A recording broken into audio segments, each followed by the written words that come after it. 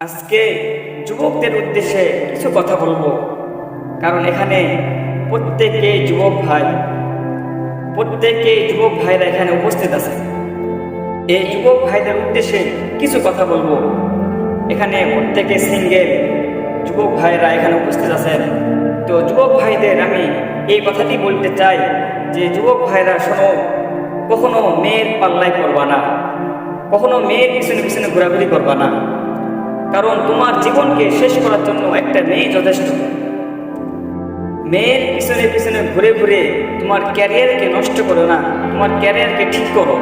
তুমি অযথা সময় নষ্ট করতেছো একজন মেয়ের পিছনে ঘুরে ঘুরে, অথচ তুমি যেই মেয়ের পিছনে ঘুরতেছো সে মেয়ে লেখাপড়ায় ব্যস্ত, পড়াশোনায় ব্যস্ত।